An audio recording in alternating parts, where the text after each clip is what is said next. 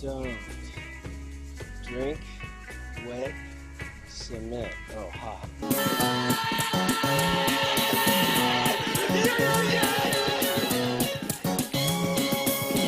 This is indeed a disturbing universe. Hello, greetings, and welcome. Welcome to the Stereo 999 YouTube channel. I am your host, the artist formerly known as Stereo Steve.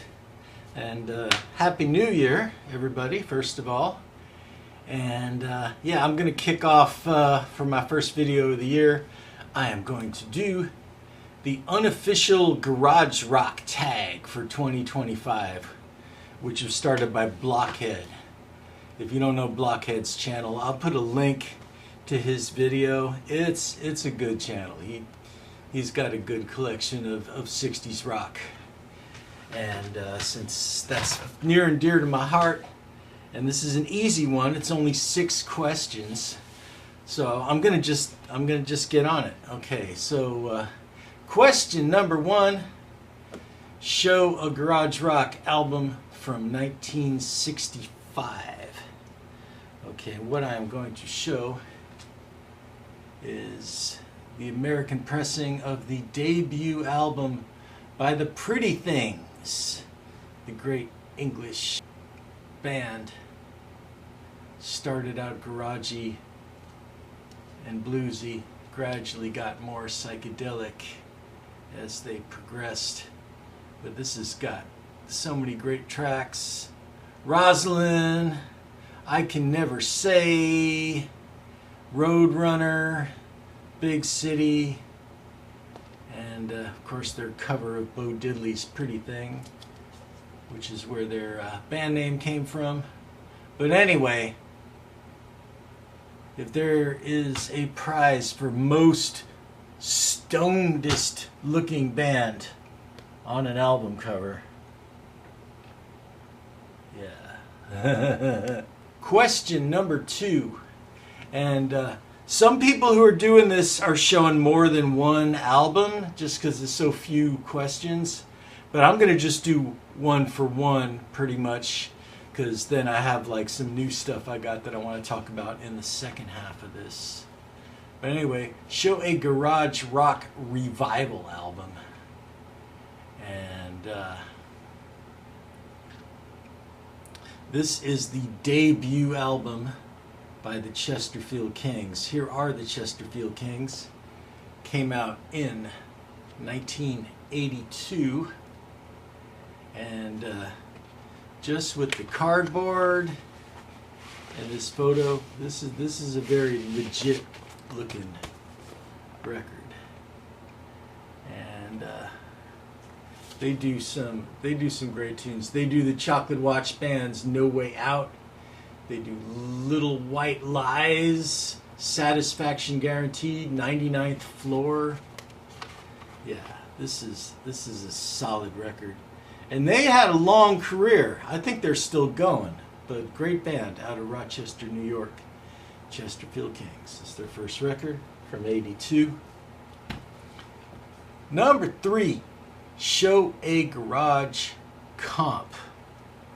And you know, most of us who are into this music have a lot of garage comps. You know, there's all the Nuggets and Nuggets adjacent, like Highs in the Mid-60s. There's Back from the Grave. There's the Nuggets and all this stuff. But here's a series that I don't see too many people show. This series is called Teenage Shutdown. There's a bunch of these. I believe these came out sometime in the 90s. But this is sad bastard garage rock. I'm down today. Moody and brooding teen misery garage rock lowdown from 65 to 67. And there's a lot of bands that I'd never heard of that are pretty good here. Like the Young Monkey Men, John Brown's Bodies, The Intruders, 3 from 3, the drones. And yeah, if you like, Back from the Grave or Pebbles, and you see these Teenage Shutdown compilations, they are totally worth grabbing. Good sound quality, not the same songs that are on every single one of these. And yeah, so recommended. Alright, let's see. Question number 4, show a garage rock 45. Well, I guess I'll show the Seeds. And this has got like 2 of my favorite songs by them. Can't Seem to Make You Mine off of the first album. And on the other side, I Tell Myself from the second album, The Web of Sound. And yeah, Sky Saxon and the Seeds, mounting the great white stallion to look for the switch in the land of darkness to turn on the light. Yeah. Question number 5, show a live garage rock album. Alright. The Shadows of Night, raw and alive at the Cellar, Chicago, 1966. This was put out by Sundazed. Not sure exactly what. Oh, in 92. This was put up by Sundazed in 92. Good quality live set. This is like off the board. Sounds great. Great selection of songs. I got my mojo working. Hey Joe. Gloria for the encore. And it's on some nice white vinyl. And they're using the same color scheme as the Dunwich label, which the Shadows of Night were on. And yeah, this is a good rockin' album. And it's live. So it fulfills the criteria for question 5. Okay, last question. Question number 6. Show a garage rock reissue. Okay. This is Count 5, Psychotic Reaction on a Karma.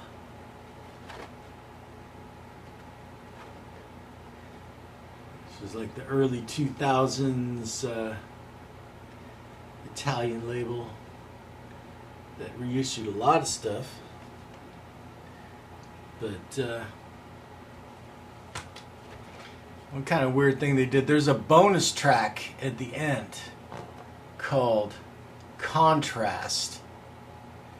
So they put Psychotic Reaction at the end of the first side instead of the beginning of the second side.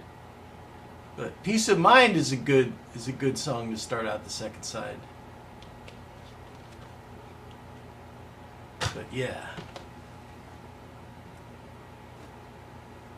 I've seen a lot of people show this, but I've not seen people show the A Karma reissue.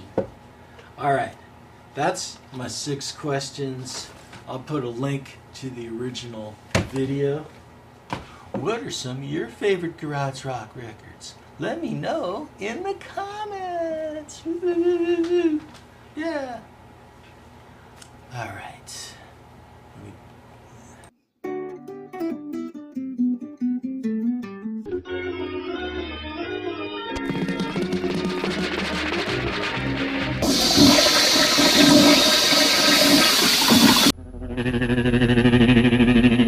Now, the electric prunes for Vox, bringing you the exciting new sound of the Vox Wah-Wah pedal. Let the electric prunes demonstrate the difference. Play it prunes first without the Wah-Wah pedal. Now, listen to the difference when you push that Vox wah-wah pedal down.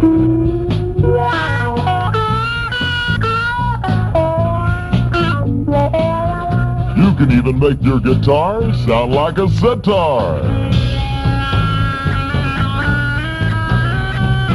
It's the now sound. It's what's happening. That's why the Electric Prunes, Animals, Herman's Hermits, Paul Revere and the Raiders, Stones, the Seeds are all using the Vox wah-wah pedal, and it works with any amplifier. If you're a professional musician or want to sound like one, get with the new Vox wah-wah pedal at your Vox dealer now. I don't need no instructions to know how to rock. You're hot-blooded.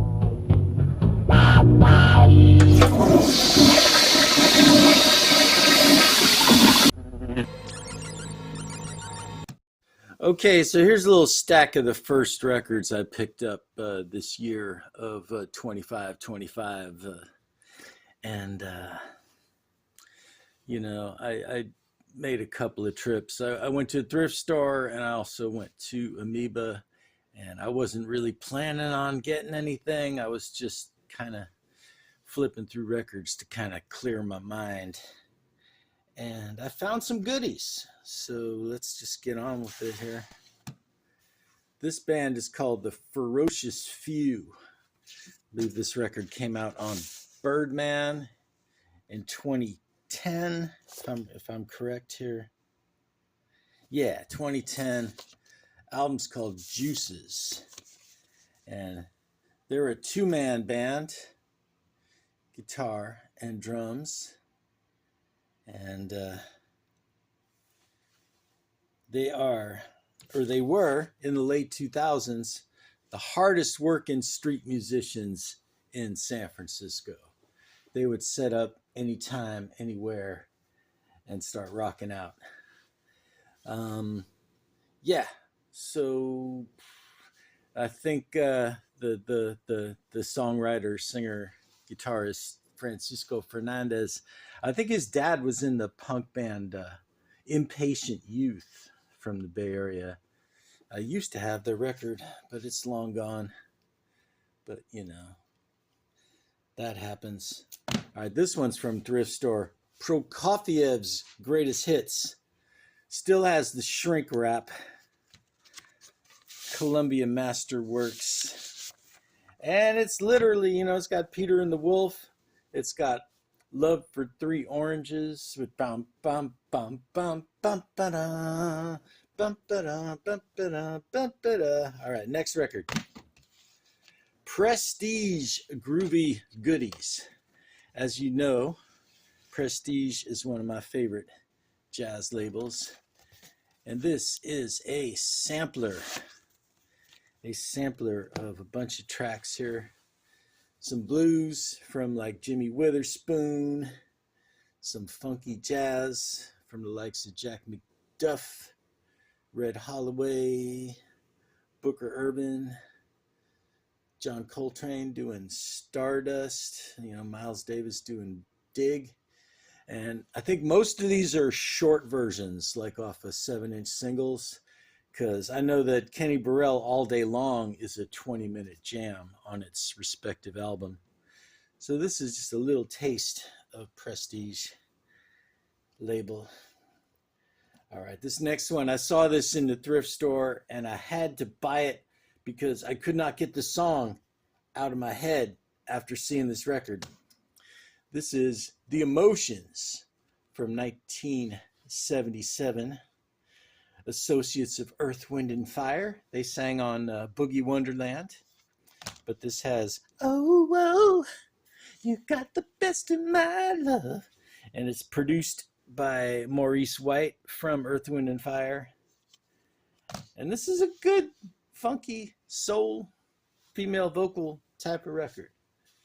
This was worth the couple bucks that I paid for it. This was the crown jewel of the thrift store run. And this is Shelly Manne and His Men, Jazz Gun from the film Gun from 1967. It's interpretations of Henry Mancini's score for that, which was a movie extension of the Peter Gunn TV cop show. But most of the records at this thrift store were beat to shit and crusty, but this is like perfect. I don't even hear crackling during the bass solo. OG Blue and Green Atlantic label. This is a fine jazz record. Okay. And back to Amoeba. This is The Magic Mixture. And this is a reissue of a British psychedelic record. And it's got that sound. Says here the drummer was in Thunderclap Newman. Terry Thomas was in a band called Charlie, which could not possibly be the 70s band Charlie. But yeah, Magic Mixture. It's just a good British psych record. Nice guitar solos, nice vocal harmonies. It's on the Morgan Bluetown label, which is the label that brought us The Smoke, My Friend Jack, and Pussy Plays. So you know this is going to be quality. All right. Another psych record that I couldn't resist getting. The Electronic Hole by The Beat of the Earth. And if you remember, I don't remember if I ever talked about this record, but I know other people have talked about, when they talk about psych records in the VC, an album called Relatively Clean Rivers. This is the earlier band that the guy from Relatively Clean Rivers was in. So it's kind of like that, but a little more dense, loose garage rock. They cover Frank Zappa's Trouble Every Day without crediting it to the record. But yeah, this is a good psychedelic record. This next one was a blind buy. This is Jamie Carr. Jamie Carr, the album Awakening. And this is kind of that, I mean, I looked it up, it's from 1970, but everything about this said 60s to me. You know, the production with the strings and horn and deep-voiced, earnest singer-songwriter. There's a song called Sweet Jane that's not the Lou Reed song. But this is a pretty cool record if you like stuff like Fred Neil or the old John Stewart California Bloodlines record. And it's got the little promo stamp where they punched holes in it and said, free. And the last record I'm going to talk about, this was an actual holy grail that I gave up on looking for. This was a Record Store Day record from 2023, 2 years ago. And I went to several stores trying to find this record and nobody had it. And I was kind of pissed off. But then somebody traded back a used copy and it was staring right at me. This is Miles Davis Turnaround. And this is some really funky outtakes from the On the Corner sessions. Nice blue vinyl. I've been threatening to do a video about psychedelic jazz. And I mean, this record would totally fit the bill. I mean, it's got sitars and tablas and Miles playing his trumpet through a wah-wah pedal and just real simple bass lines just locking everything down. And this is just a groovy record. And these 4 tracks are on like the complete On the Corner CD box set, but having them on vinyl as an album is special. And I'm glad I've finally found this 2 years later. All right, Happy New Year, everybody. Show and tell, just a game I play when I want to show you some records. So like and subscribe, and you'll see them next time too.